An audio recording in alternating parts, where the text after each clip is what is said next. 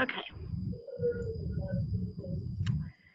So I am now recording, and we'll go ahead and get started. In the room we have me, Beth Cole, we have Christy Scott, and we have Sarah Brotherson. So if you're on the Zoom, please state who you are and what role you play. If you're a provider or a CCD. This is Lindsay with Horizons, and I'm the Director of Service Coordination, and then Jody is with me as well. Jody Glacier, who's one of our providers for occupational therapy. Hello. I'm Kyle, and I'm the program coordinator up in Summit County. So we are associated with DDRC, but kind of an offshoot of them. And this is Anna Hishugas. I'm the contractor that's a physical therapist for Lake County, Leadville. Hi, this is Margaret Davey. I'm with Community Options, and we do the billing for our providers. And we have somebody else who is coming.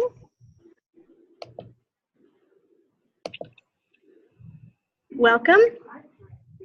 Okay, is anybody else on the line? Doesn't look like it. And who are you? Francie who? Francie Powell, who is a PT. I'm assuming you work with Mountain Valley? Or, okay. Cool, I figured since Sarah knew who you were. Okay, we'll go ahead and get started. So thank you all for joining us, participating. This is a follow-up to, let me see. Can you all see my PowerPoint? Yep. Okay, great.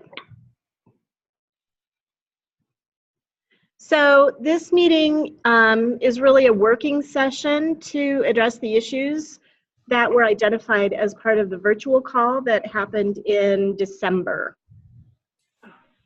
So these were the issues that pretty much were identified kind of as Western Slope and Southwest issues.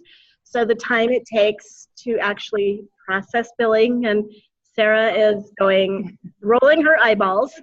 The reimbursement rate, that it takes a long time to connect with physicians, that private insurance isn't very good about responding, that there are late referrals, kids who go to private therapy first and then end up coming to EI, travel, and just reimbursing for travel and time and all of that, the Medicaid and EI disconnect, no-shows and cancellations, that you have to be insurance detectives trying to figure out what insurance a family has and how it all works together, and then children switching between CHP Plus and Medicaid.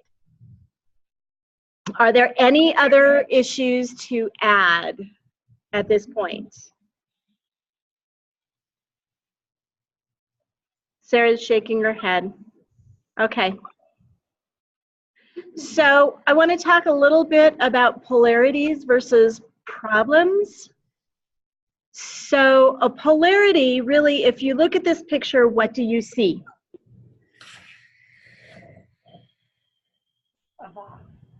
What did you say you saw? Two faces. Two faces. Or a table?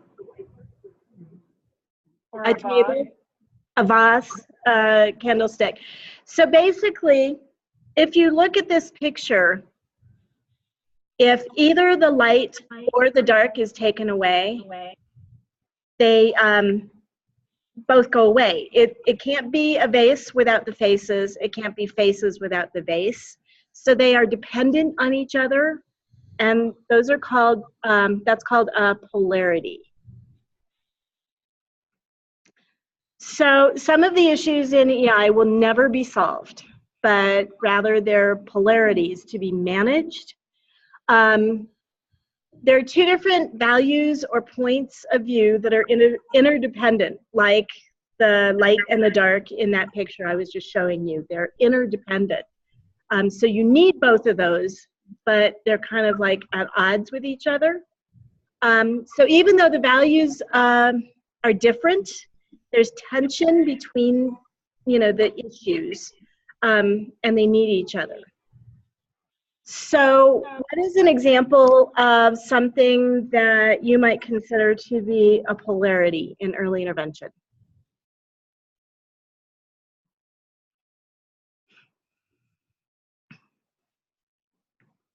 Somebody? What? Oh, okay, the state and the CCBs. Could be. Yeah. We are definitely dependent on each other. What are some other things, especially as they relate to providers?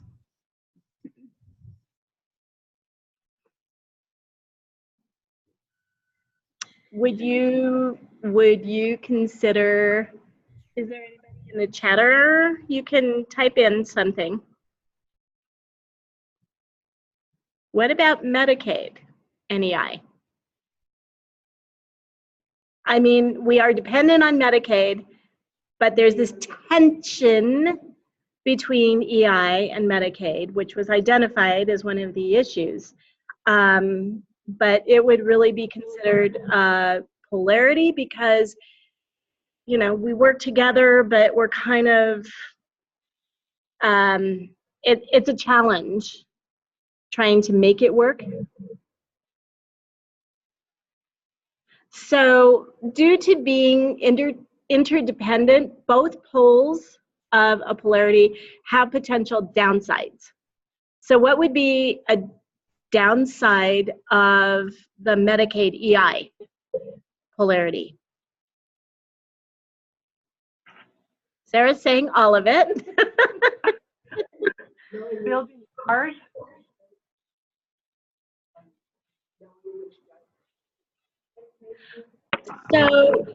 So building. It's Francine. So she's saying knowing what codes or diagnosis codes Medicaid will accept and what's acceptable for EI.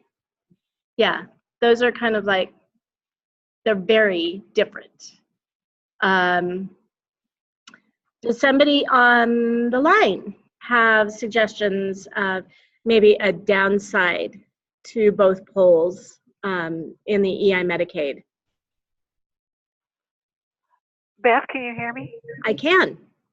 Well, I've been building the PARs, and it's just sometimes really confusing for especially our service coordinators. Sometimes those dates on the IFSP and building the PAR. So the IFSP, for instance, I had one last week where the date at the, I think under the on the IFSP after it gets printed was after the child turned 3. And not sure if if that's something that the service coordinator has done, has to go back in and change that. But when I did send in PARs, it's sometimes that was an issue. Okay, so kind of the paperwork that's required for Medicaid versus the paperwork that's required for EI. They're both kind of, it's a lot of paperwork and they don't mesh. Yeah. So what is a positive or upside of Medicaid and EI?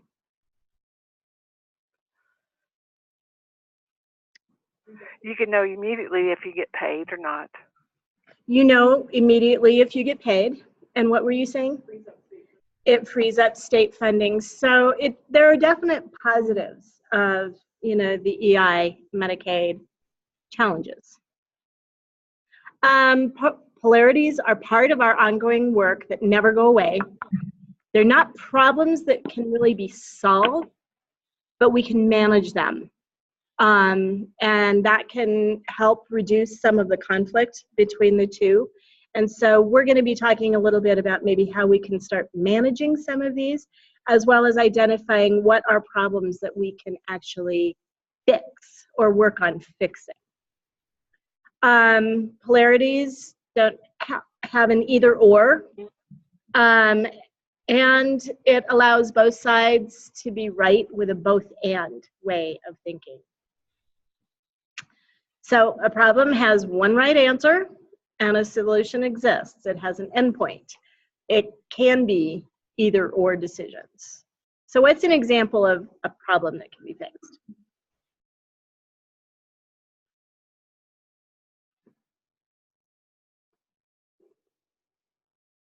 I've got an easy one for you. Catching a ball. Either you catch it or you don't. That's really clear. So problems are not ongoing. There is an endpoint and they are solvable. Polarities, there really isn't an endpoint. They're not really solvable and they have to be managed together. So we're going to look at the list that was created from the virtual meeting and then add or modify anything. Then we're going to determine if each item is a problem or a polarity.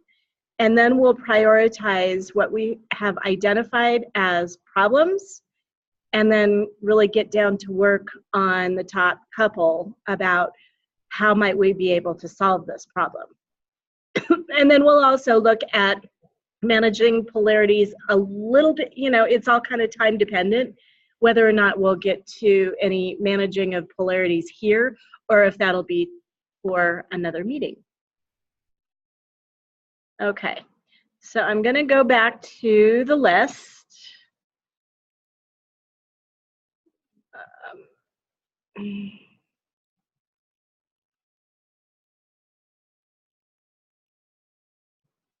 So here's the list of issues, and let's just go through each one and identify whether or not you all consider it to be a problem or a polarity.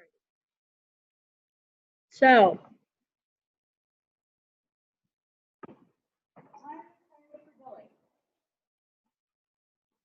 is that a problem or is that a polarity? And those on the phone, please speak up.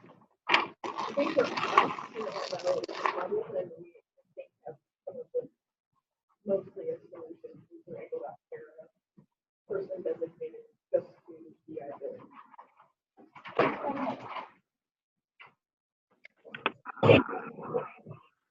Okay, so Sarah was saying that at Mountain Valley, the time required for billing was a problem, but now you have solved the problem? Okay, how about others on the phone? I'm going to try and pull up the chat here.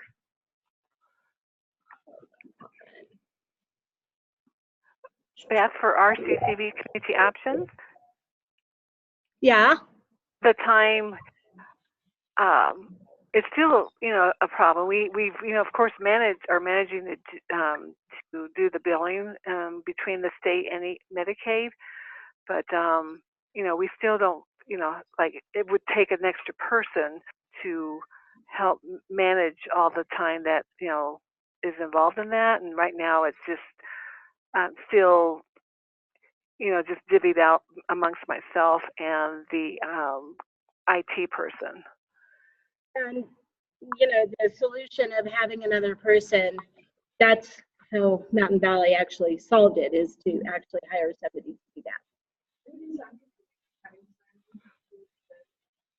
Yeah, the budget has looked, you know, pretty Right. bad for us, but yeah, that's what I keep asking for. Right. What pieces of, well, actually, let's finish going through the list and then we'll come back to those things. So the reimbursement rate.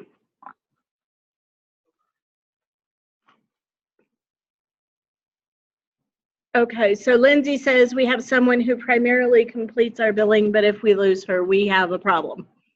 Okay, so the reimbursement rate, is that a polarity or a problem?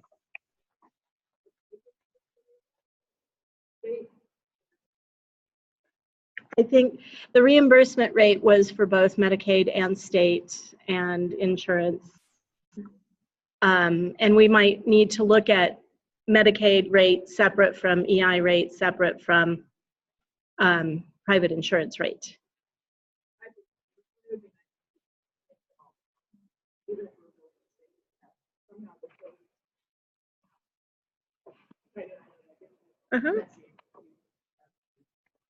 Okay, so Sarah is saying it would actually be really nice to have all of the rates the same.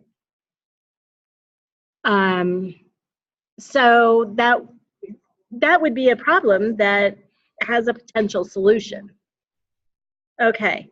Long time to connect with physicians, would that be a problem or a polarity?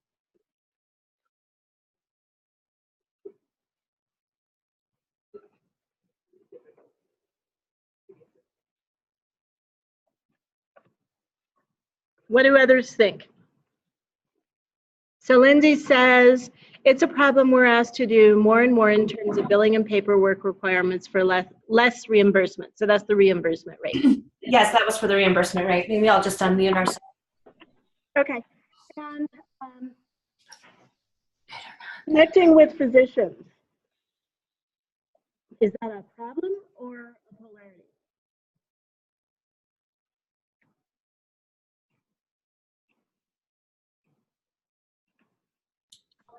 Beth? Yes. This is Lindsay, and I think as far as long time to connect with physicians, I think there's needed outreach that needs to happen as far as physicians in our communities go, but it's the time to complete that outreach with everything else that's going on.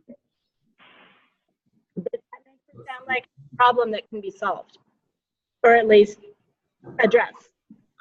Yeah. Well, then tell us that.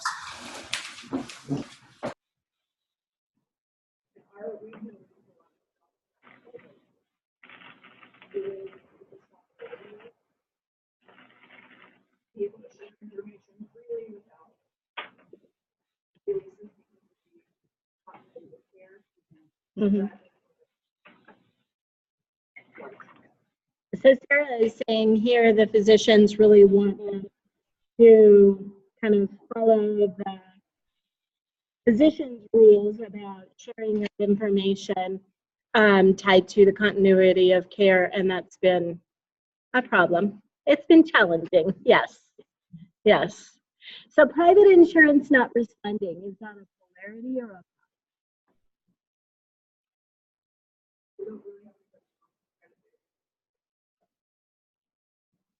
Okay, so Sarah says that they don't have anybody billing private insurance at this point, outside of the trust. How about others?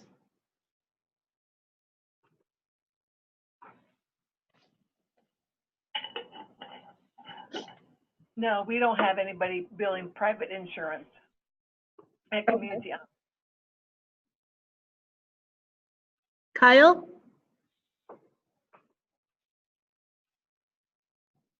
Sorry, I had you muted. Our providers are doing their own private billing. Have you heard that this is an issue though? For them not responding, no, not so much. Okay, so maybe this particular one at this point is not an issue. I think it's more the reimbursement turnaround than the initial responses. And it looks like Melissa agrees with you. It takes a long time to receive payment. Correct. Would that be considered a polarity though, or a problem?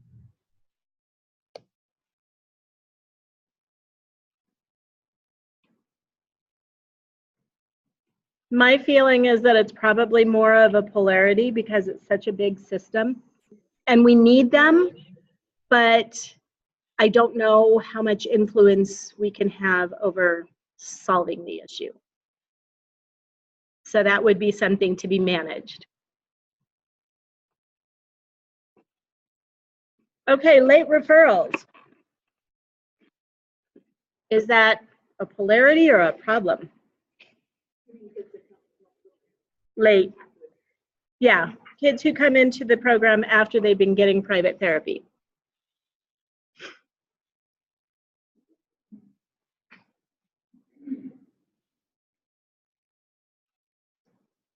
I'd say that maybe not even for us, not really an issue because our providers really good because they're seeing them privately through another setting, no, it's really, yeah.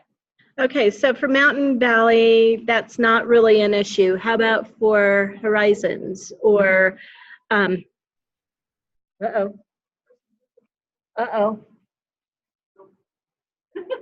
Are we back? This is Lindsay with Horizons, and right now we don't see it as much of an issue. Okay. So Francie is saying that it might be an issue? Uh-huh.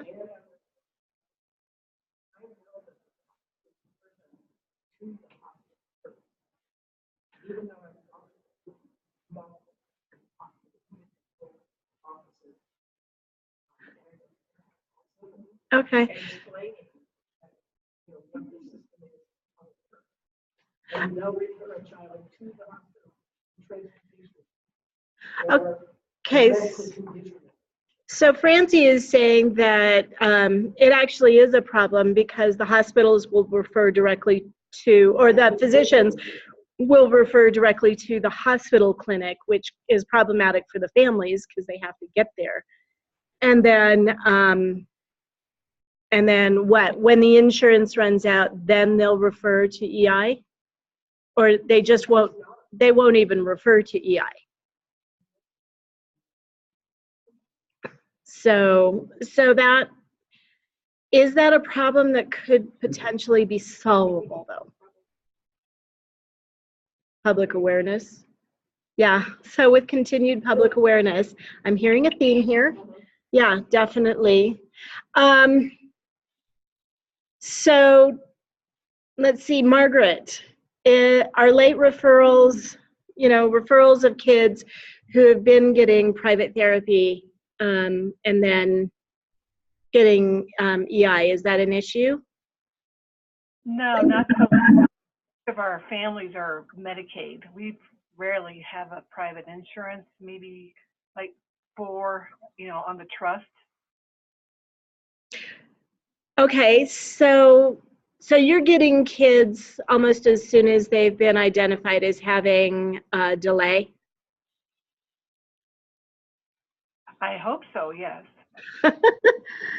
Okay, that's good. And Lindsay says, I think it's an outreach issue. However, it's hard to get on the schedule of some physicians' offices, even when we've tried. Okay, what about travel?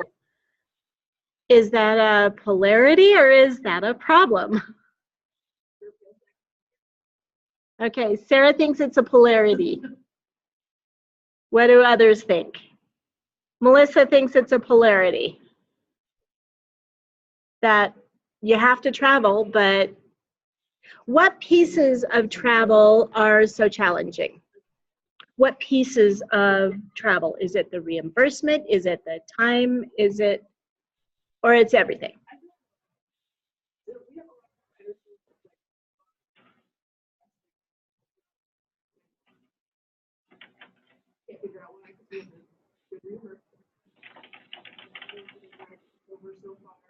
Mm-hmm. Okay, so Melissa says weather delays in time. Kyle says it's a reality to living in a mountain community and Sarah says that some providers will go to a certain distance, but not any farther. So everything, weather, reimbursement, large geographical area to cover. I agree with Kyle. Okay, so that one's definitely a polarity to be managed. So the Medicaid EI disconnect, problem or a polarity?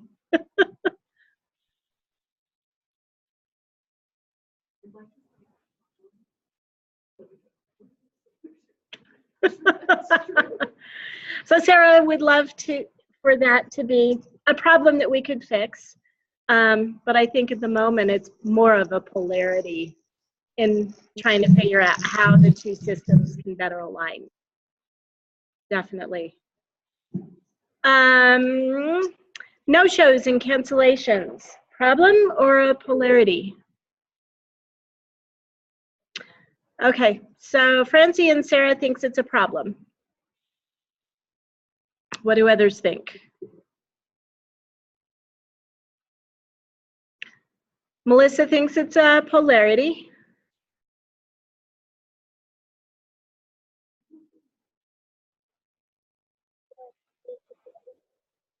I was going to initially say it was a polarity. This is Anna Heath. Okay. So what makes it more of a polarity and not a problem that actually has a solution?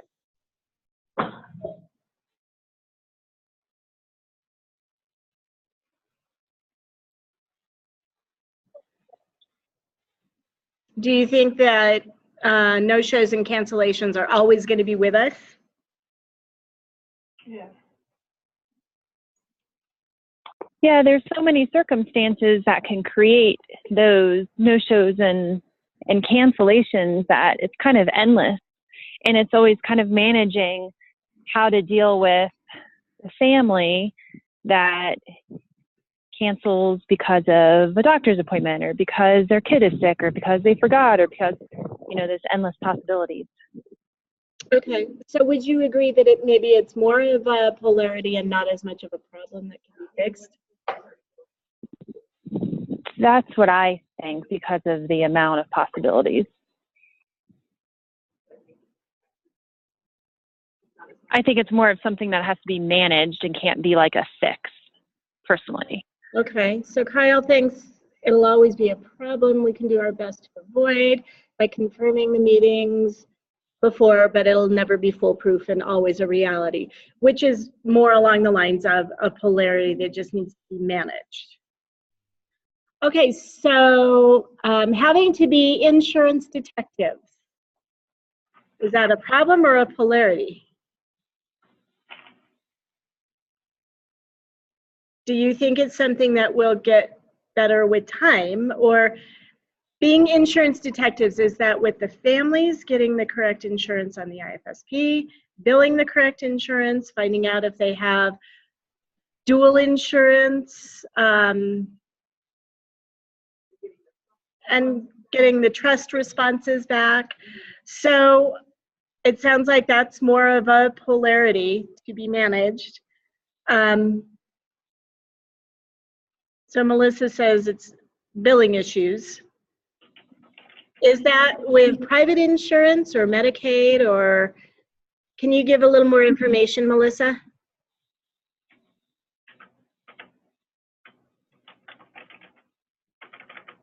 Both.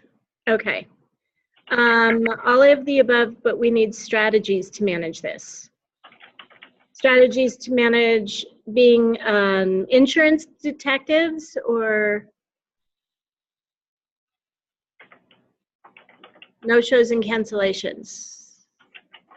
Which insurance family has, when they switch, etc. Okay. So children switching between, let's see, Melissa says back to time management, waiting for payment, problem that if trained consistently, new coordinators can be managed. So that's back to the getting the correct insurance information with better training from the service coordinators. Okay, so children switching between CHP Plus and Medicaid. It goes back into the insurance detective part. And I would say that that one's definitely a polarity because it's not something we're ever going to be able to fix. So out of this list, there were a few very definite problems that were identified.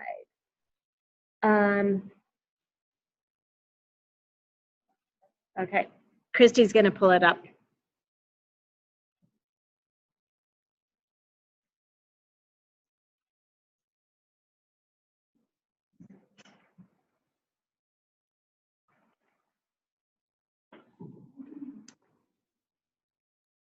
Okay, so what did we identify as problems? Yeah, I know. Okay, so the reimbursement rate is one that we identified as a problem. Connecting with physicians, we identified that as a problem.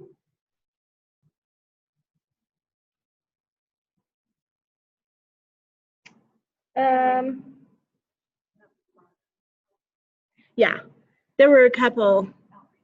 Outreach and public awareness.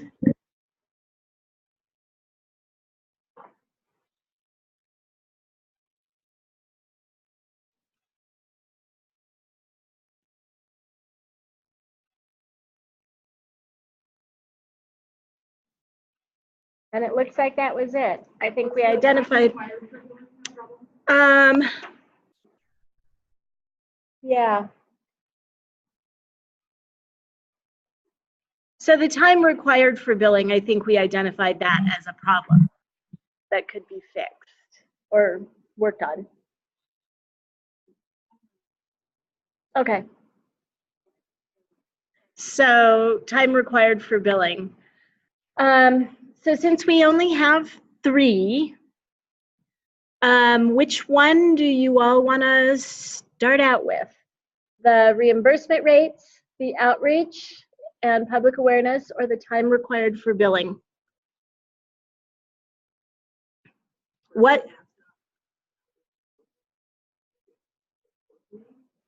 Okay, so Sarah thinks that public awareness and outreach needs to be managed locally.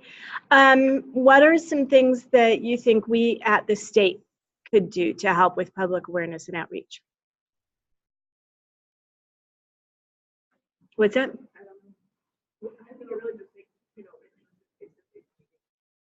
Okay.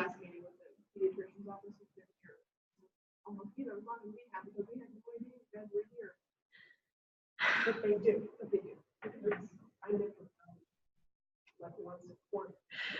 Yeah.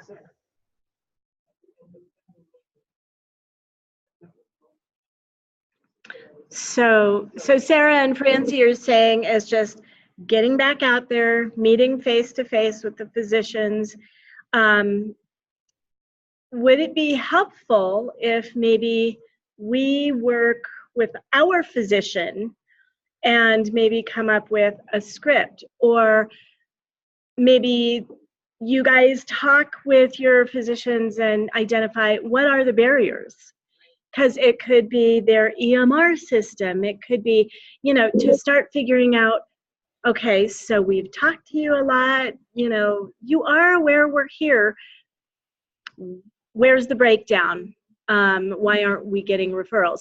And I know in some cases, we've heard from other communities that it's that the physicians don't think that EI does a very good job.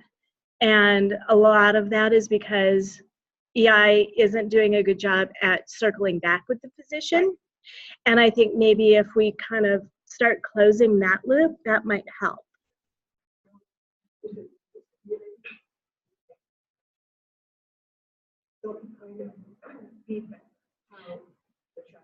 Yeah.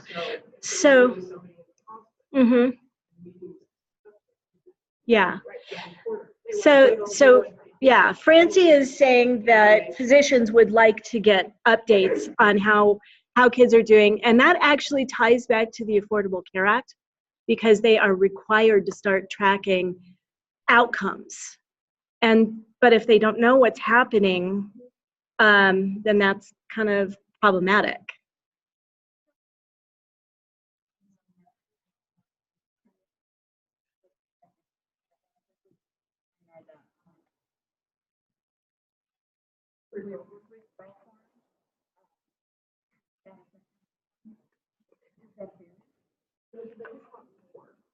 Sometimes they don't fill out the bottom section that says, yes, you can share back with us. I think beyond what they've asked from us, it's monthly updates on kids that are seen at their clinic.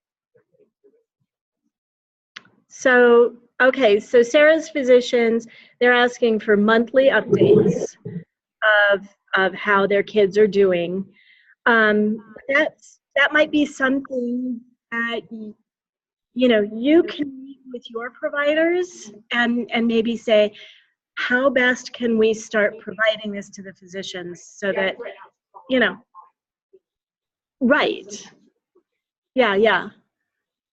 And troubleshooting with the physicians of how they expect to get information, and, you know, if there are barriers with permissions, you know, consents with families, stuff like that.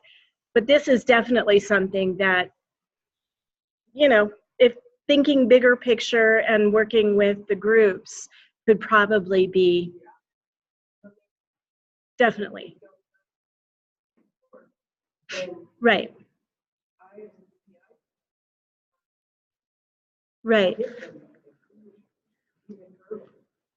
Right. And so,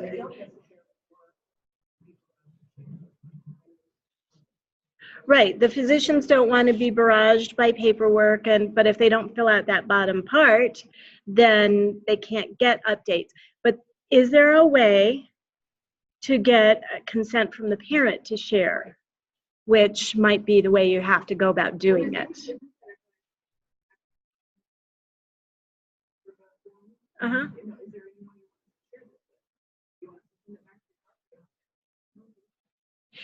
This is where maybe having a script.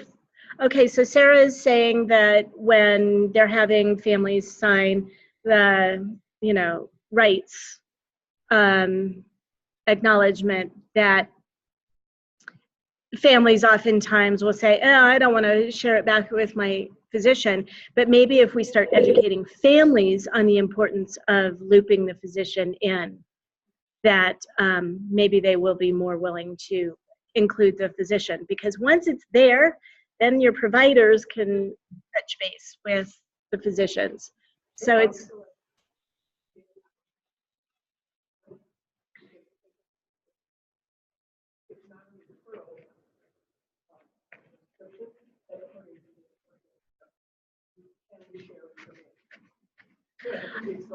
okay, so Francie is saying if we actually got a prescription from the doctor, then the provider actually is allowed to circle back and connect to the physician. So Lindsay's saying, does the state have any PowerPoint or resources already created to give to physicians or present at a meeting? We do not.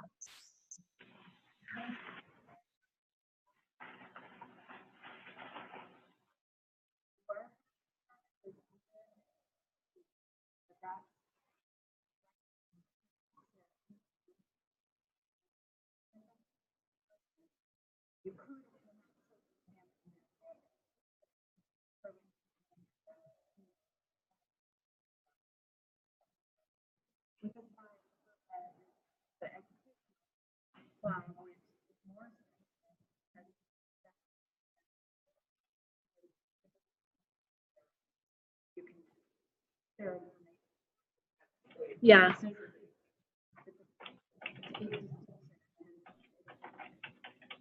Okay, so did everybody online hear what Christy was saying about FERPA?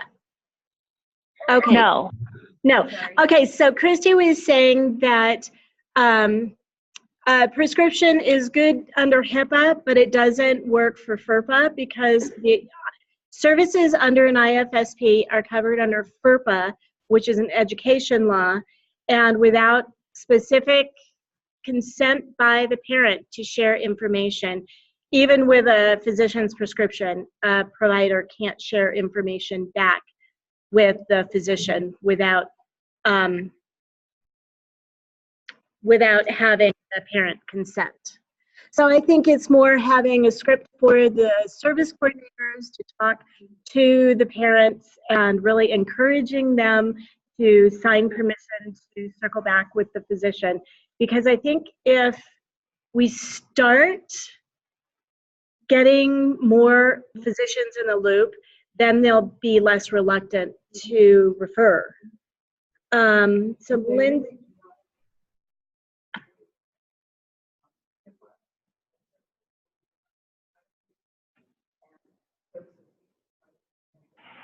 Right, and so the physicians don't really understand services being provided under HIPAA, under just a physician's script, and FERPA physician services being provided under an IFSP. And so it's kind of explaining that HIPAA-FERPA difference and why it's so important. And even physicians can ask parents to sign consent, you know, with you guys to share information back. So let's see. I have a question. Uh-huh. Is there a way with all that initial paperwork to give a consent form for the communication with the doctor so it's upfront given on day one of evaluation? Because I didn't realize that the physicians weren't privy to the knowledge, and I think they should be. Mm-hmm. Yeah. That's just part of the IFSP. Under the parents signing their rights, there is a place that, you know, do you want us to share information with anybody else? They can identify their PCP. But can you make it more easily accessible where it's not that they can identify any person, but like this is a consent form for your physician, like specifically for them, and that then create more compliance and that lack of communication? Do you understand what I'm suggesting? No. Okay. So, Hi, please. What you're suggesting is that we have a specific consent form that says there's a consent form for all of them. And it looks like Kyle was saying that they do that too, that you have a consent form that the family fills out at the beginning, listing, not asking, can we, but here's the specific people that may want information. The IFSP is really about who you want to share the IFSP with. Okay, so might be something we can take back and see if we can figure that out. So Kyle is saying in Summit County, they have every family sign a release of information that includes their physician, and they've never had a family decline. So I think it's just, you know, how it's presented to families at the IFSP. And Lindsay says they rarely had a parent decline. However, there's a slight delay, for instance, and they don't want their physician knowing. We do education and usually get the release signed. That's okay, no problem with the typos.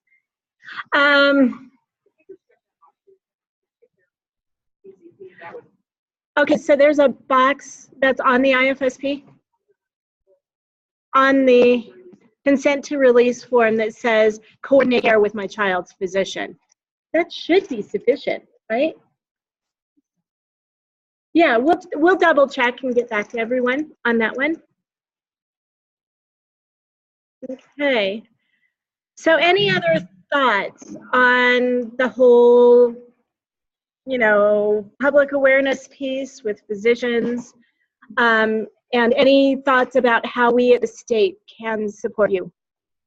A PowerPoint, having a script maybe for service coordinators. Uh-oh. Yeah.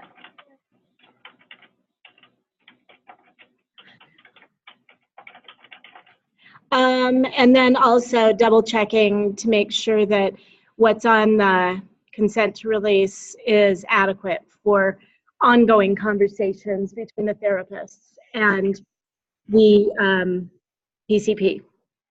So we will double check that. Anything else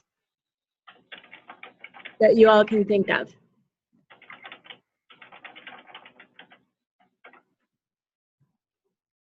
Okay.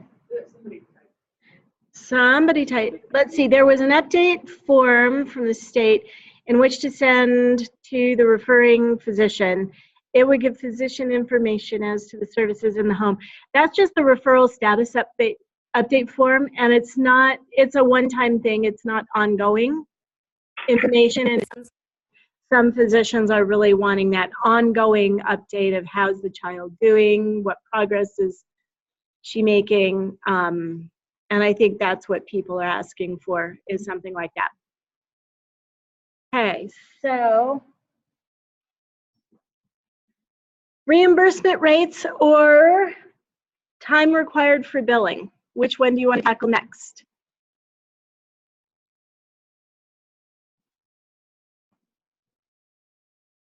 Eeny, meeny, miny, moe. Rates. Okay, so we'll talk about rates next. So reimbursement rate. Sarah was saying earlier that she thinks having one rate for everything would make life much, much easier. Or being able to bill codes, like the CPT codes that you bill to Medicaid. So being able to bill codes in Salesforce as opposed to the service.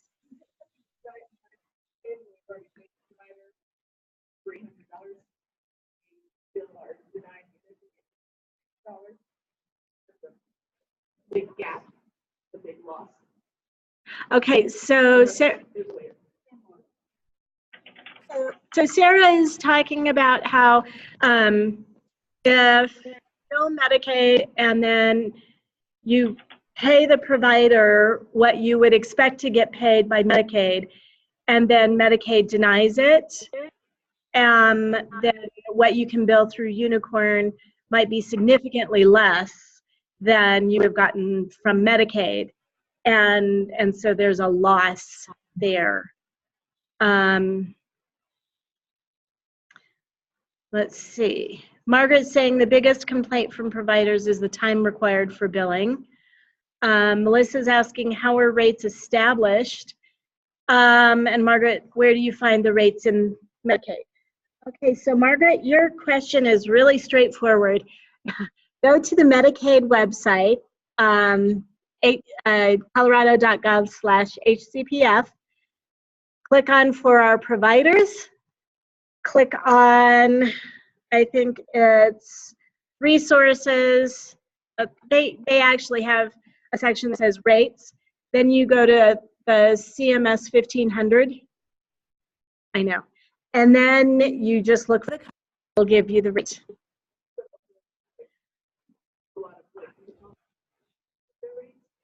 Yeah, the Padlet also has commonly used codes, and we have the rates on it as well, and we have the rates that are currently being paid for those commonly used codes, and that might be easier to see.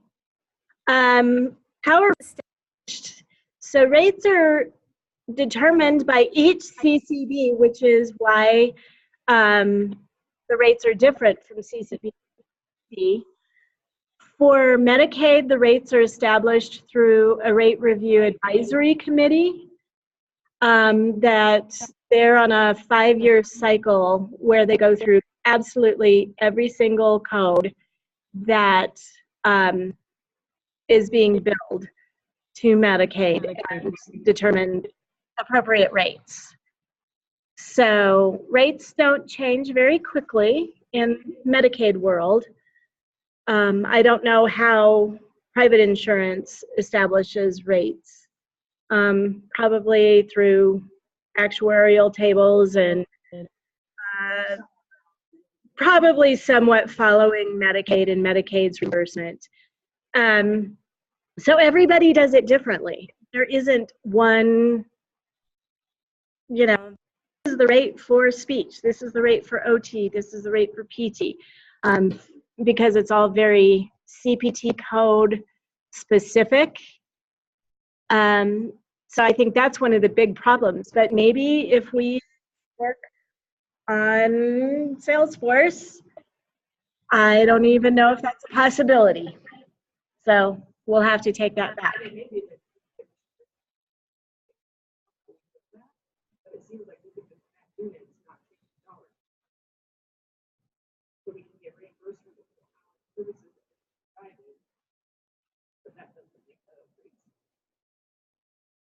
Okay, so yeah, so Sarah is saying with the rates they have in the Unicorn, they bill for an hour. It doesn't necessarily align with what billed, or they did bill Medicaid that got denied.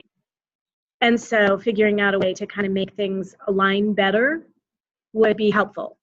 so that if something gets denied, you can be sure to be able to bill the state for the same amount you've already paid the provider. Okay. And I'm not Can I sure. ask a question, Beth? Yes. Okay, this is Anahis again. So what makes Medicaid deny? What are some of the factors that they take into account for denying the bill? Denying payment often, well, Yeah. some of the biggest reasons for denying a claim is that it's not covered under a PAR. That's probably the biggest denial reason. Another reason for denying a claim is that if you build and then bill for the same data service, same codes, it'll be denied as a duplication, even if it's not. You know, if it looks like it's a duplication system, it'll deny if the child has fallen off of eligibility. It'll deny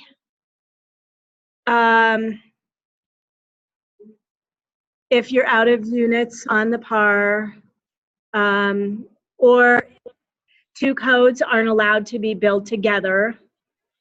And I think a lot of these things, as people learn how to bill and learn which codes can be billed together and learn, you know, how to read PARs and keep track of the units, and you know, sometimes if there isn't rendering provider ID, that could cause the billing to get kicked back. You know, a lot of these things are fixable, but the problem is it takes time to fix them. So I think as people get more adept at billing, these problems are going to lessen. I mean, they won't go away completely, but they're going to get better. Okay. Okay, so is part of this needing to have more training for the providers on, you know, what codes you can't bill together, and or is it more of for the like CCB?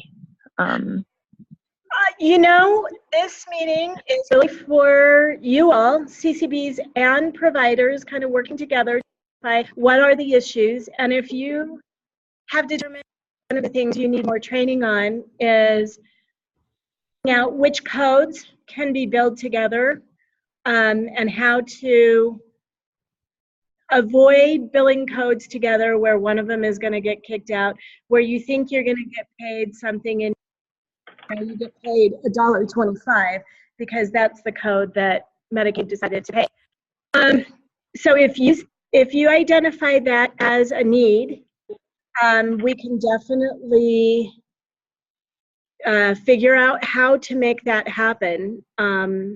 Probably not in this meeting, but and then we can circle back with the providers and do maybe another training on how to read the NCCI edit tables and how to look things up and make sure that you're billing codes that can be billed together.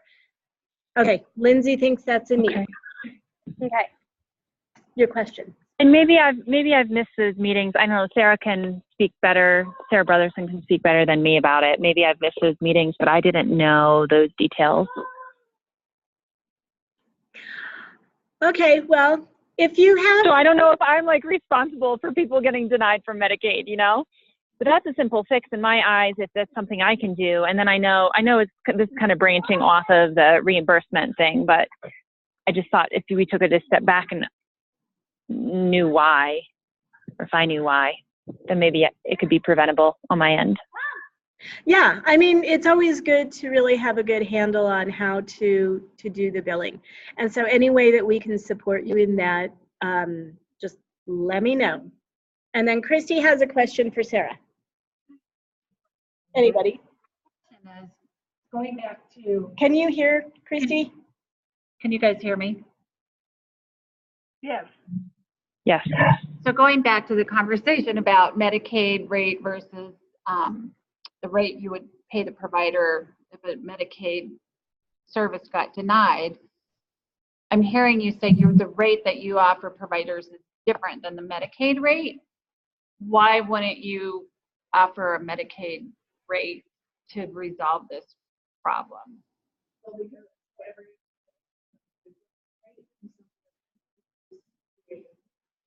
Hmm.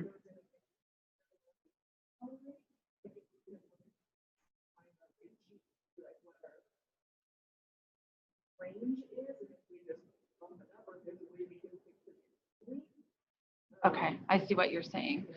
Okay. Okay, that was helpful. Thank you. So Sarah was explaining that, you know, because a PT, they can bill different CPT codes that have different rates, that it can be, it's hard to set a rate, a state rate for their providers that is going to align completely with what they could be billing from Medicaid.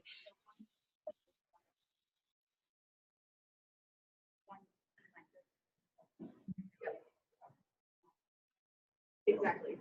Yeah.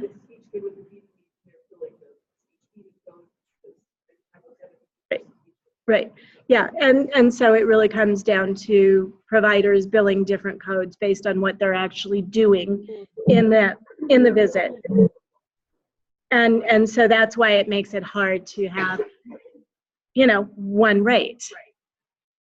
But I think, you know, if we could make rates more consistent between the two systems, that would probably help. Definitely. Okay, so that was the reimbursement. Other thoughts about reimbursement rates?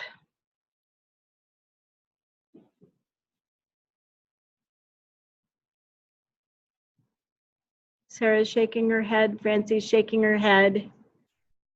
Okay, it sounds like, you know, doing a little bit more training on how to make sure how things are billed will actually probably result in getting paid what you expect to get paid. Okay, and we can definitely take that back and work on that. Okay, which leaves, what was the third one? Okay, the time required for billing.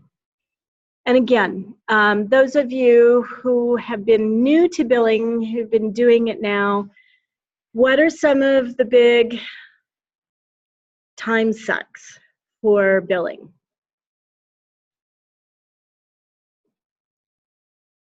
What's it? Yeah. So, Lindsay, Margaret, Anahis, Kyle. Oh, Kyle doesn't do the billing, but Kyle, maybe you've heard from your providers. What are some of the things that take the most time?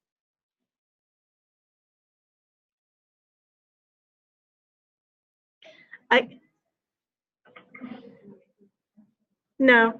Wait time to get, okay, so wait time to get a PAR reviewed, changing systems and figuring it out. Oh, so for the Unicorn, Lightning and Classic, seems like we are undoing and redoing a lot, and there's not adequate training. Okay, Medicaid system issues, slow turnaround from private insurances. So let's kind of look at each one of these. How about the slow turnaround from private insurances?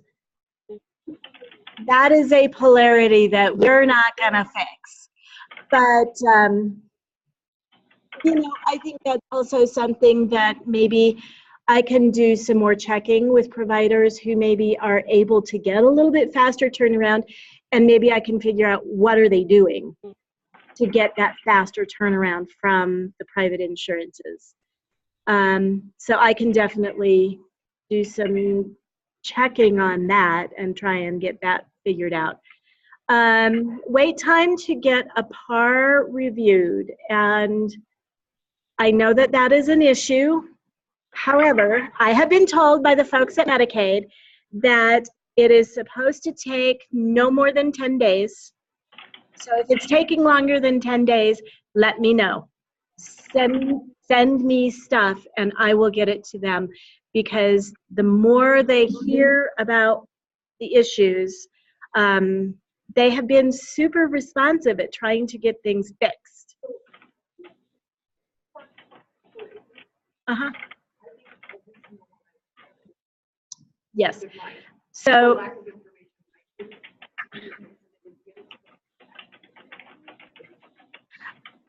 let me know. Send me an example. So Sarah's saying that out of all of the speech PARs she has submitted, she's gotten half of them approved. Almost all of them were pended for additional information. So again, when there are issues happening, bring me in. Let me know what's going on, because you know, when we have actual examples of things that have been taking a long time or have gotten, you know, it's a constant problem. When I work with the folks over at Medicaid, we have been able to resolve those issues. And I know that in some circumstances, especially Kyle, for Gina, there was one person working directly with one of his providers to resolve issues that have been months ongoing. And so Medicaid's really trying to be more responsive. Yeah, so.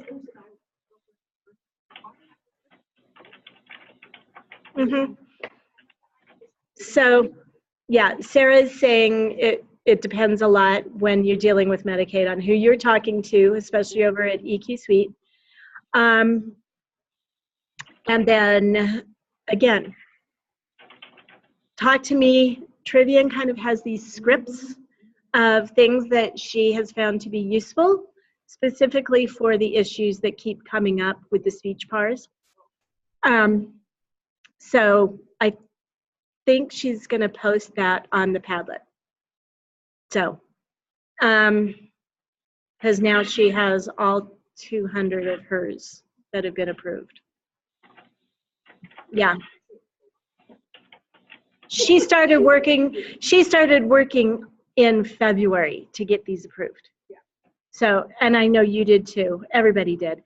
But again, the more information I can funnel, sometimes it works better for me to do it and work through my people because they're at a higher level than the support people at EQ. You have to kind of go through that exercise of dealing with them first and then give it to me. But we've been able to resolve a lot of those issues. Okay, so Margaret says, our CCB bills Medicaid for the Medicaid enrolled provider. Should it ultimately be the provider's responsibility to make sure they are giving us the appropriate codes and the combination of codes that are allowed to be billed together? Yes, they should, because it should not be up to the CCB to determine which codes to be billing. That's the provider's responsibility. And then on the billing of PARs, some of the people you call will say it is an EQ Suite question, and we get it back and forth as to who can answer a problem. When you're getting into those situations, pull me in. Really, pull me in or pull Trivian in, because we have been able to fix a lot of the issues, especially around the SLP PARs. Trivian, bless her soul, has a best bud over at EQ Suite, I know, who has been so helpful in getting things resolved. So it does make a huge difference. No. She says, I don't want to make her mad. I got to keep her happy. So that's why, you know, kind of working through us tends to be a little bit, it works a little bit better. And I think, again, as things start flowing, as EQ Suite gets more educated and savvy, and as we get more savvy as billers, things will start to flow better. And I'm starting to hear that from providers, that it is better and they like getting paid really fast from Medicaid. So that's always a good thing. Like providers doing just their caseload is probably Right. So Sarah is saying that could be true for a provider just billing his or her caseload versus a CCB billing for everybody. Yeah. And Lindsay, I agree that the rollout between, Classic and Lightning hasn't been as smooth as we would like. And there definitely have been unanticipated glitches that Amanda, Nishant, and Kelly have been working very diligently on to try and fix. But it does impact the billing. And I know it is taking more time for the billing. But again, these are things that kinks that will work themselves out as everybody becomes more, I guess, comfortable in the new system and learning everything.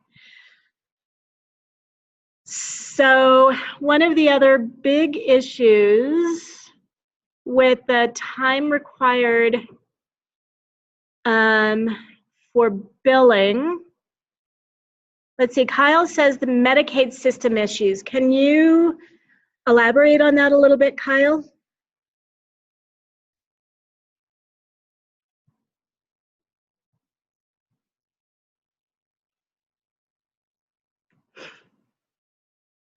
Long wait times on the phone to get questions answered. Confusion around codes. And I think when we're talking about the reimbursement rate, we can, and clarifying the codes, I think that will help the code thing. And long wait times on the phone to get questions answered. So I know for a while there, the wait times were like 2 and 3 hours. I know.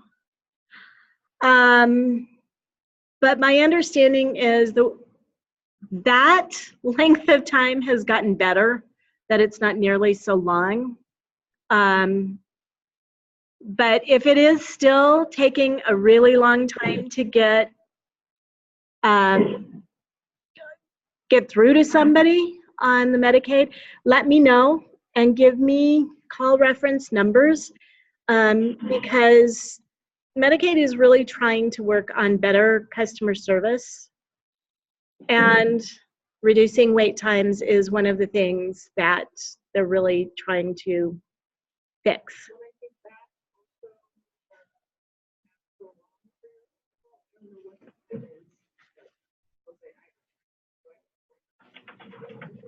Oh, okay. So Sarah's pointing out that there's a time limit on how long you can be on the phone with a customer service representative. And they only take calls like 3 days a week.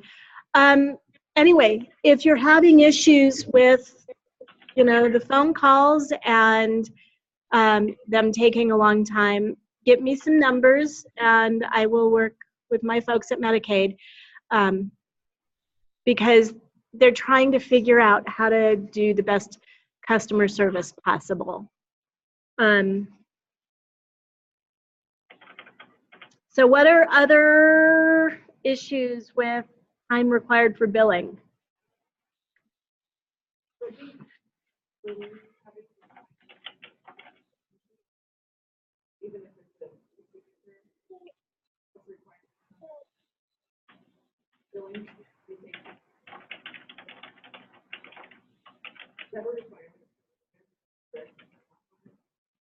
No. So Sarah was asking about having to sign off on timesheets for the providers, and that's not a requirement from us. So I'm not sure where that's coming from. What's that? That is a problem that can be solved probably really easily.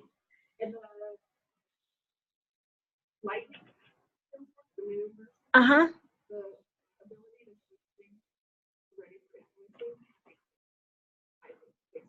harder to read and make sure you have everything. So I usually try to do it with my provider to make sure it matches what they do. Okay. These people like break it down. Here with that, it's right. Okay, so Sarah is saying that in the unicorn, switching over to from pending to ready for invoicing is taking longer. And is that primarily because you can't break it down by provider? And that's because you can't break it down by provider like she used to be able to do. So that's something we can take back to our team. Well, and for now, hopefully everybody knows how to submit an issue with the data system through the form site. I believe this is a known issue. We're also in the middle of a huge billing enhancement, which is going to roll out in June, right? It's still slated for, I won't tell you a date because, you know, who knows, but anyway, it's still slated for June release. So I don't want to spend a lot of time talking about the issues, and part of this is, you know, the lightning caused a lot of unexpected issues just because our developers didn't understand the complexity of the custom code that we have within our system. But we're really excited about this billing enhancement. Are you guys part of the pilot? So Sarah's saying Mountain Valley's part of the group that's piloting and giving feedback, development group. Maybe some of you on the Zoom are as well. So hopefully a lot of these issues with the data system will be resolved, and the goal is to make it way less time consuming. Okay. So good. So So I can come. go ahead. I was going to say, I can just give my feedback as a provider. When you first mentioned the problem, I didn't really identify it for myself. I contract with Mountain Valley, and they submit my billing and my goals and my write-up, my documentation to Medicaid for us. I know not all TCBs do that, but on my end, it's really nice. So it makes my paperwork pretty streamlined, that I just need, my CPTs and goals and link the interventions to them. So I don't find that I have a ton of paperwork. I do know that, speaking to some other people that are in the field, if we had to do our own submissions to Medicaid or to the insurance companies, that I think there would be loss of retention of therapists. Some people would leave just because of the time consumption that's done. So I know I'm appreciative that Mountain Valley does that for us. And there's one person dedicated for a ton of other therapists to take on that task. Especially for me being like having multiple part-time jobs, it just would be a lot more on my plate. Sarah's saying thank you, and Francie is agreeing with you. Oh, yeah, well, thank you. I mean, that. Yeah. I'm sorry? So, yeah, so Francie's saying, like you, she has multiple jobs, and so it's really helpful to have Mountain Valley doing the billing for her. And yeah, for you as well. Yeah, and that's why I was like, if there's anything else that I can do to help out, when it comes to codes or whatever, I know insurance companies can be super picky with like even the words that you use, and it has to be a certain way you phrase things. Like if that I can do if that's what's needed, but that goes back to just the train us if that's a hole or a gap. Go on to the EI Colorado website and under, let's see, for community-centered boards, and then TA, and then Padlets.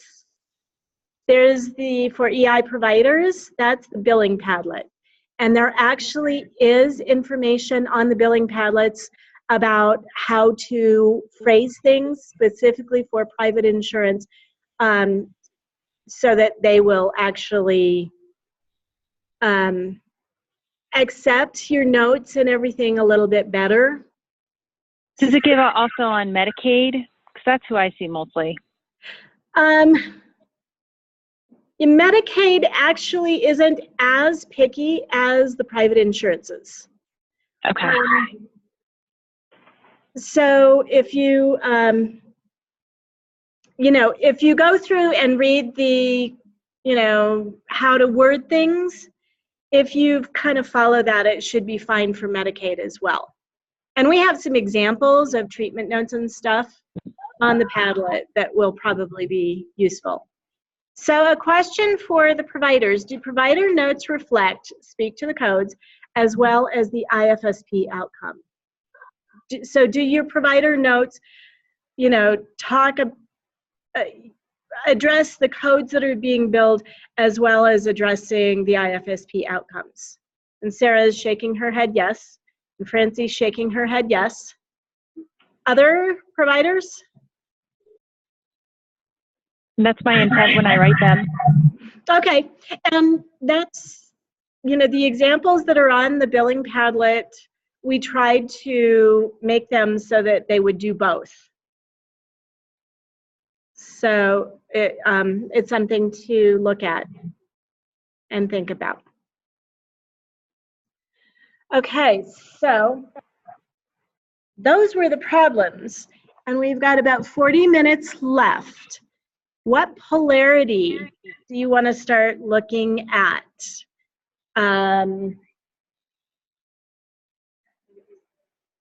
What?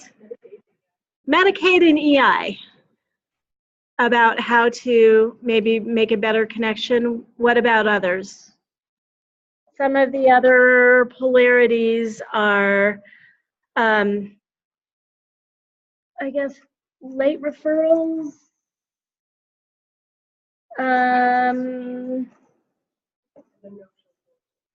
no-shows and cancellations, having to be insurance detectives. Okay, so switching between CHP Plus and Medicaid. Others?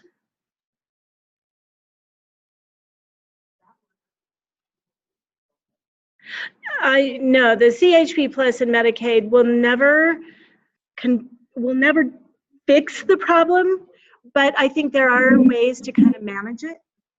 That some providers I know have been more successful figuring that out. And this is where it's a timing thing, because it requires checking eligibility every single date of service.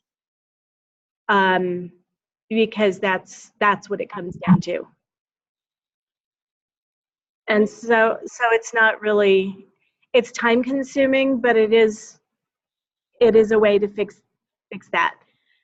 And then if you check eligibility and get a guarantee number, and then Medicaid denies because it says the child wasn't eligible, then you have that guarantee number that you can go back and say, I have a guarantee number that said the child was eligible on this date of service, and then they have to pay you. Yes, yeah. And Sarah's comment is you have to check for every date of service and not just every month. You can check every month. The problem is oftentimes kids will fall off of Medicaid in the middle of the month.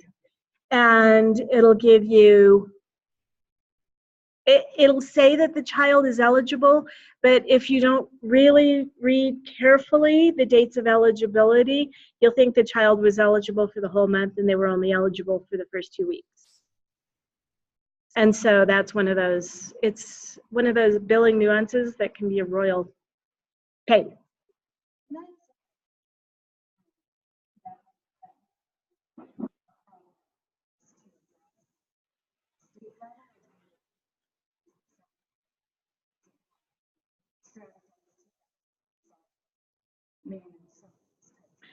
Yeah, Christy's saying that that could be a problem for the state to work with Medicaid on how to maybe make the system work better.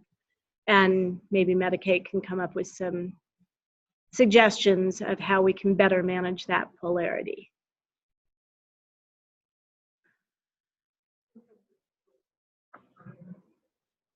Yeah, yeah. Francie's saying sometimes even the families aren't aware that the eligibility has switched from Medicaid to CHP plus or back.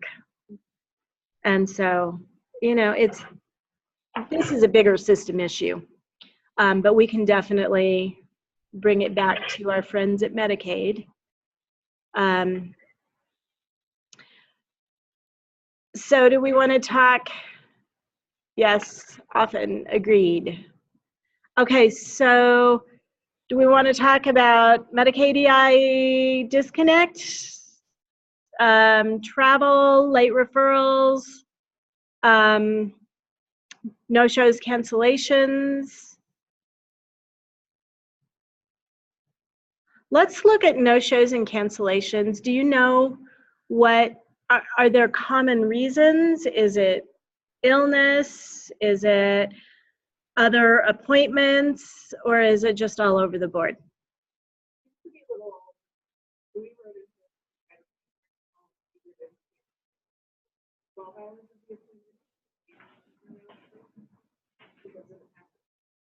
Okay, so Sarah is saying that Mountain Valley, if the family cancels within 12 hours of the visit, that they will go ahead and pay the provider for that visit. Has that helped with the no-shows and cancellations?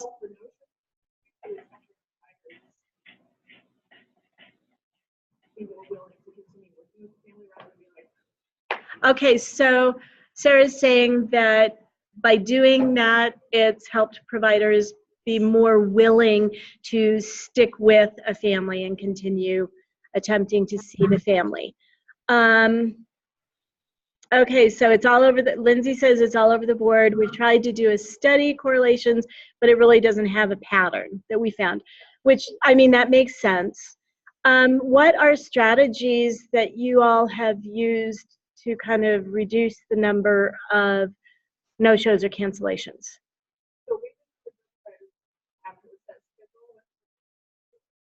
Okay, so Sarah's saying have set schedules with the families. Do a day before reminder. Lindsay, they confirm the day before, but that can be time consuming and sometimes doesn't work. Yeah. Lindsay, when your providers confirm the day before, do they do it via text or phone call? Text. Okay, that seems to be the most common way that families like to communicate these days. It's just easy.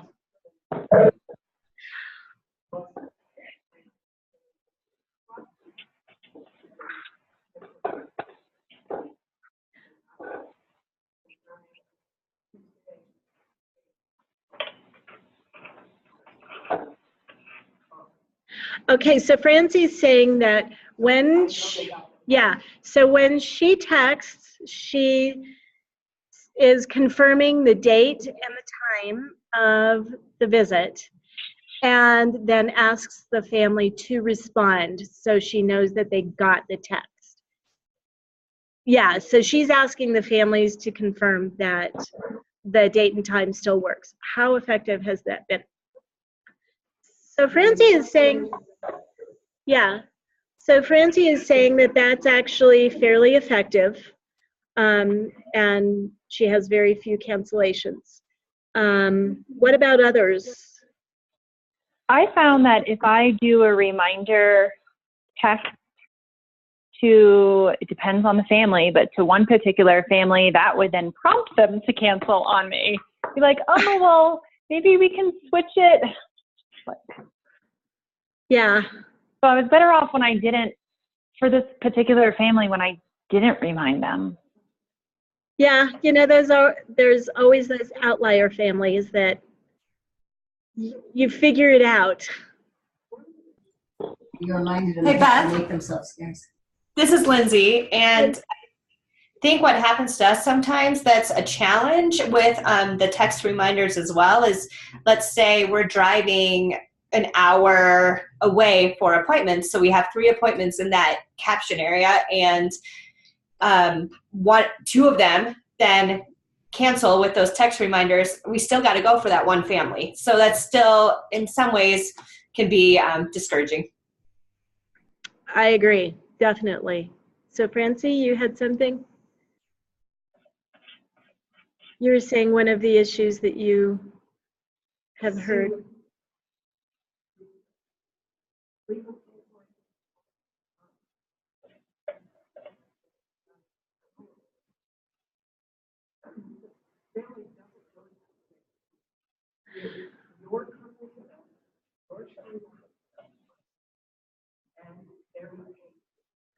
Okay, so Francie is saying that with EI,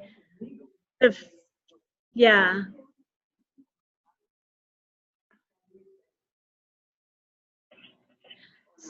So Francie is saying that, you know, because it's EI, because it's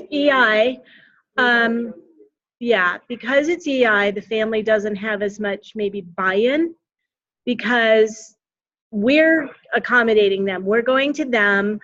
They're not paying, the family isn't paying out of pocket for the services. And so they're not as maybe committed as somebody who would actually having to be paying for the services or go somewhere for the services. So Francie's question is there a set number of times that a family can cancel or no-show before we can say, you know, you're done with EI? In the private world, you know, you can say 3 no-shows or 3 cancellations and you're done. And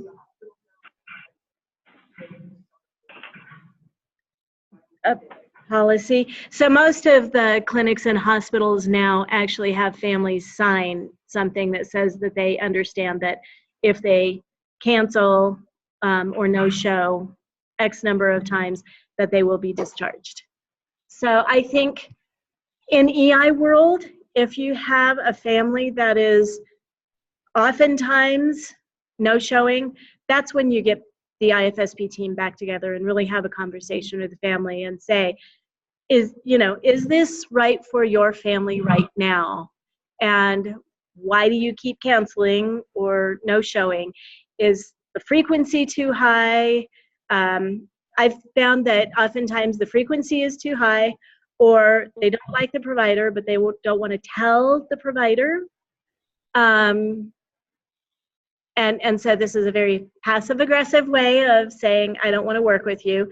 But, you know, it's really kind of getting down to what are the root causes. Or the family is just too overwhelmed with other things going on in their life that they are just not in a place to be able to handle EI. Do you have other thoughts? But Beth, I see that and I understand where you're coming from. But what if you, get your IFSP team together, so you get the whole team together and the family and they agree, and you bring the issues up and they say, no, this is the way we want to go. And so we set up a meeting to see in the home that next week, like even 3 days later, and then there's a no-show again. Yeah, I mean, you're always going to have those families. And so I think probably what Christy and I will do is take it back to our team and maybe see if we can come up with what we at the state guidance that we can provide to you all. And I have experienced exactly what I think it's called Francie is talking about 100%. I know where she's coming from. Yeah. And I have a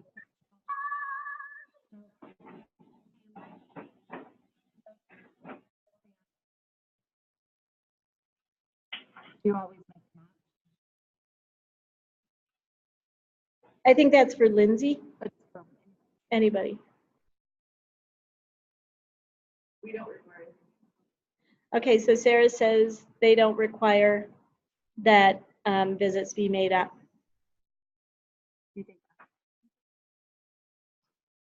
I don't know if we are aware of that. But you're asking to say, you know, if you can squeeze it into your schedule, which is usually unlikely, go ahead and make it up. So Sarah's saying that if the family might not even be aware of makeup visits, but the provider is told if you can fit it in, go ahead and give it a try, but otherwise, don't worry about it. So what do others do? Margaret, Lindsay, Kyle, how do you handle it? I think we're the same as what's been said. Okay.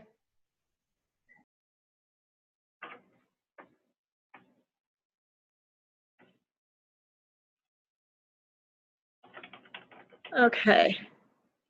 So Kyle, no-shows are billed at 1 unit to us. So they pay for 1 unit for no-shows. So Sarah, do you pay for a full session or just 1 unit? Okay, so Sarah pays for a full session. Kyle, our providers do their best to confirm meetings the day before when time allows. The service coordinator will confirm IFSP meetings. Okay.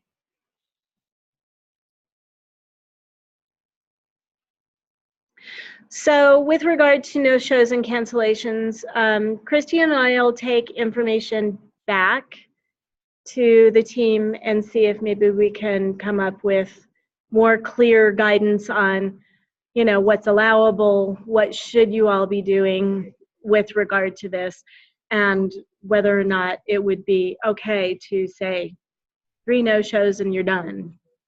And we'll have to look at the federal regs and see what that says. And that's something that's decided upon. Can there be something like a private place that we can have them signed so that they understand it? That might be a state form versus something each individual CCB creates. Yeah, if we put out guidance, we will make sure that there is something that you all can use for that.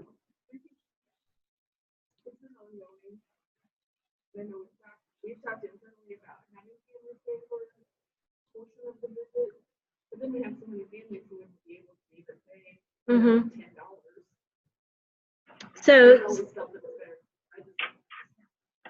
yeah, right. And so Sarah said that they've had a lot of internal conversations about how to deal with this, whether or not they should charge the family. And Christy pointed out that they can't. Yeah. We don't have a family participation, family cost participation. I mean,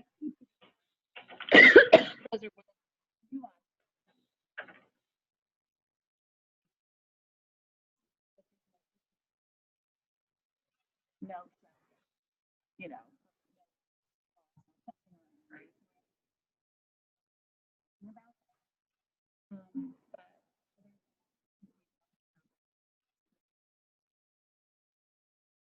Right.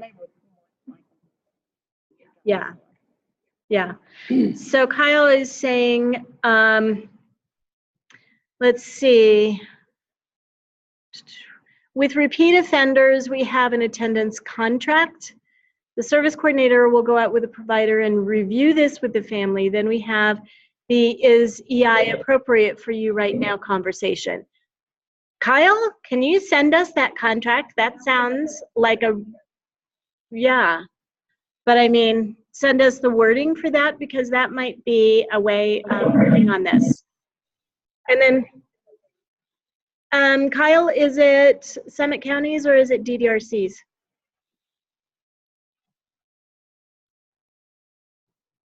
It's DDRC outlines the no-show policy in our provider contracts. He'll send it Summit County, but Joy at DDRC approved it. So let's see, something to consider as you're discussing a policy is that 3 no-shows in a row, is it 3 no-shows over a 6-month period, kind of the specifics. And then do CCBs put the no-show unit into the provider contract so that they know of the reimbursement? I believe so. Sarah's shaking her head yes.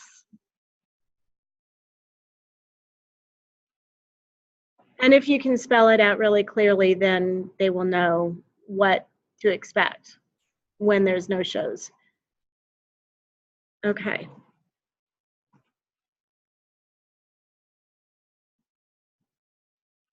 So we've got 20 more minutes. What all do you want to talk about? Travel, late referrals, Medicaid EI disconnect, having to be insurance detectives.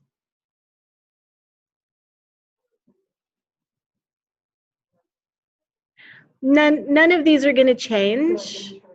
Yeah, being an insurance detective.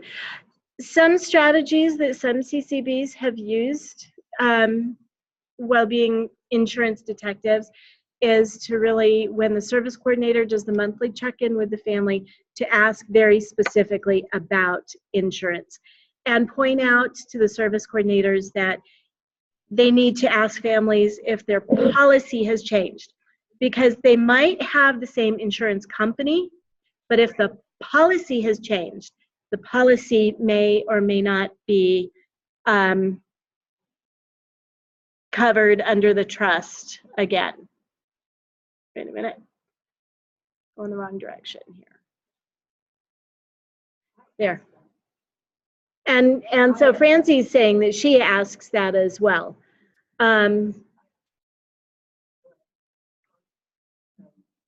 Yeah, and so she's saying that maybe it might be better for the providers to be asking because they have more contact with the families than the service coordinators.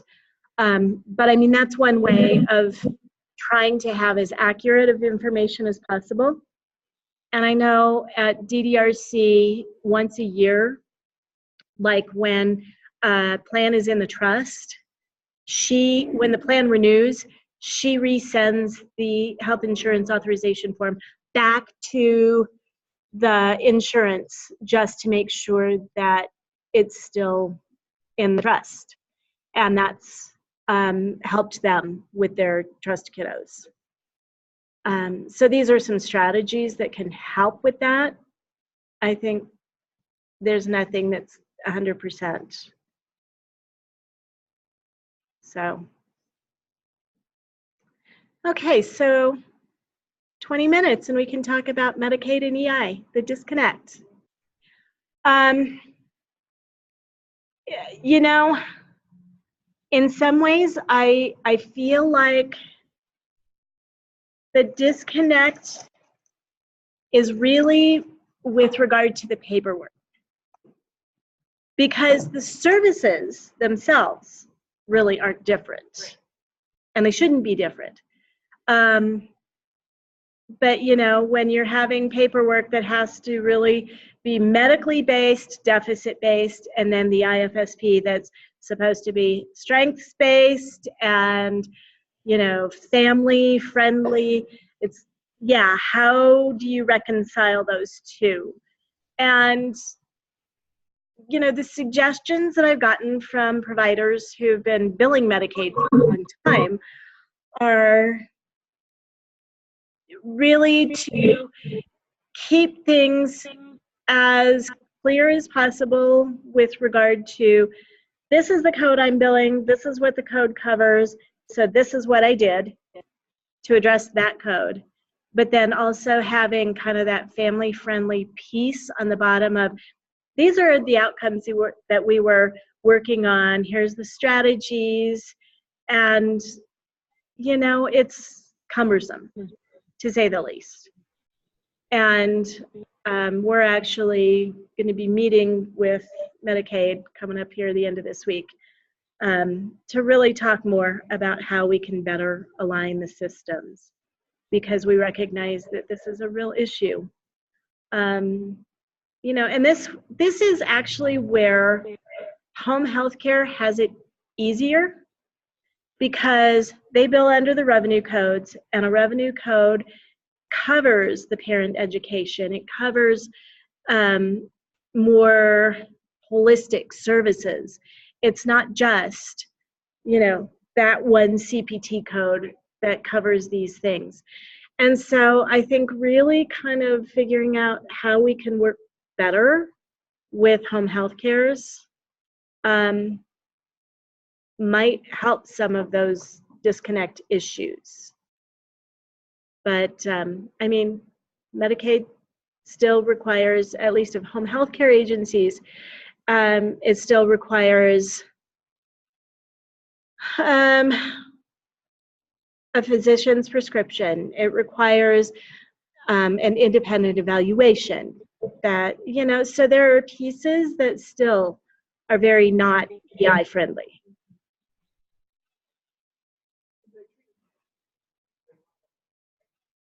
Yeah, Sarah's saying that they treat us in a lot of ways like a Medicaid waiver, but we're not a Medicaid waiver. So it does make it very challenging. Yes. So others on the phone, do you have thoughts of what we can take back to our friends at Medicaid, of what you think would make it flow better, be easier to help align EI with Medicaid?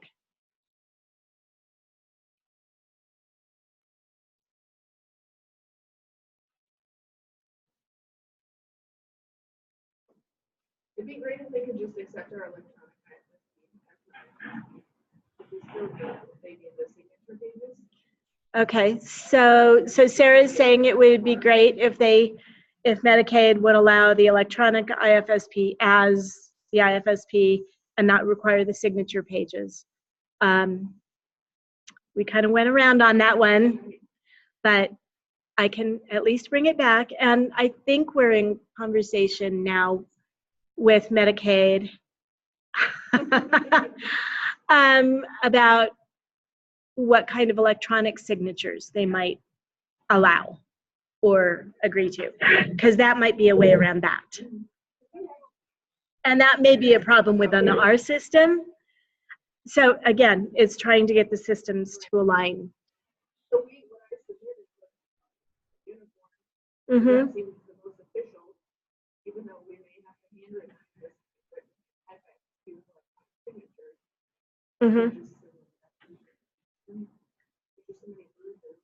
Yeah, so Sarah's saying, should she pull off the IFSP from the Unicorn, or should she just send the handwritten, hand-typed that has the signatures? For now, send the one with the signatures. Yeah, because that's specifically what they are looking for. And that's why a lot of PARs have been suspended, is because they're missing the signatures. The IFSPs are. So Lindsay, do you have ideas, or Kyle or Margaret or Anahis, do you have ideas on what would make the systems align better? Or Francie?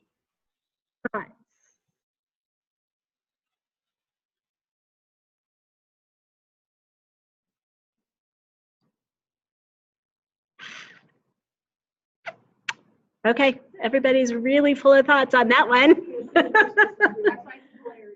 That's why it's a polarity, is because it's definitely a polarity. We have to work together and we're dependent on each other, but there's definitely push and pull between the two systems.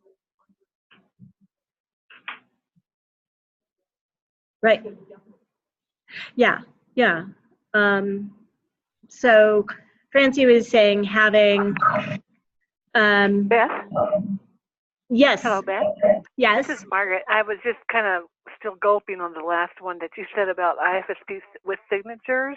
And I think that's why I'm getting the recent ones that are pending information.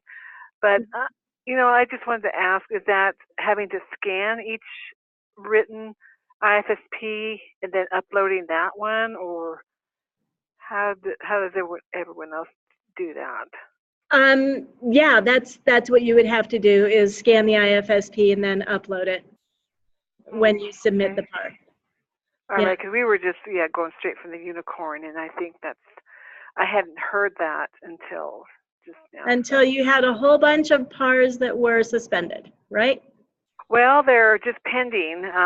Yep. And the first few I got approved, and so I sent them the same way. just from the unicorn, but it depends on who's looking at it. Yeah, what they're asking for additional information about. Yeah. Okay.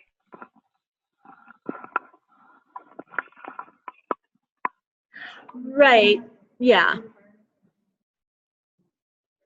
Right. So Christy was pointing out that Medicaid has been audited by the federal CMS quite a bit, and they're really under the gun to improve their compliance. And so we, I mean, that's why they are being a lot more stringent about making sure that everything follows the rules exactly. And, you know, the fallout is everybody else has to make sure everything's following the rules. So Kyle is saying billing one rate or code for EI services.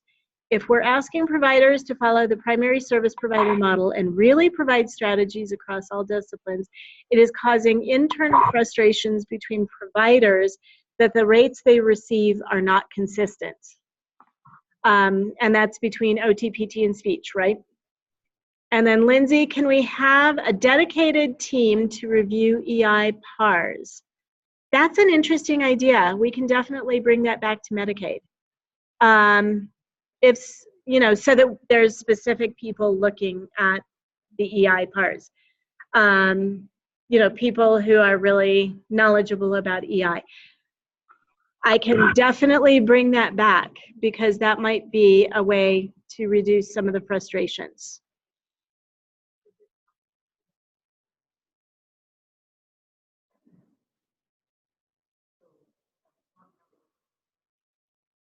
Mm-hmm. Yeah.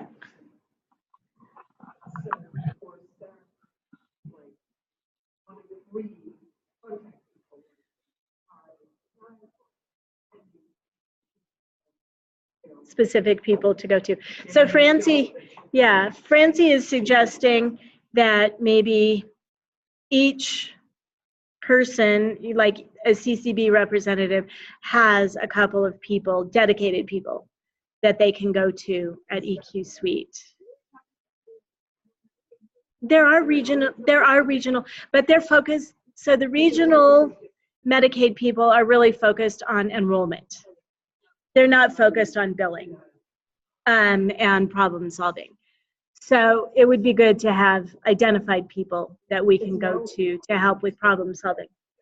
Yeah, so right now, yeah, you just go to. I think some of the challenges for Medicaid is the way they have it set up.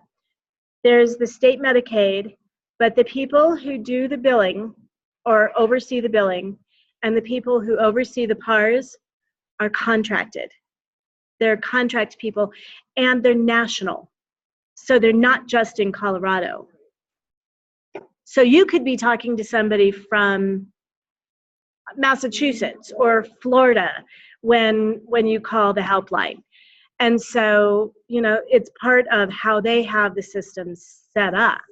But we can definitely bring those ideas back because I know it has been a godsend for Trivian to be able to have this one go-to person at EQ Suite to help with resolving problems. But, you know, the idea of having like a dedicated team, I think would be super helpful.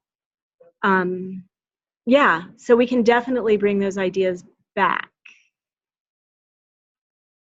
Okay, so we've got about 7 minutes left.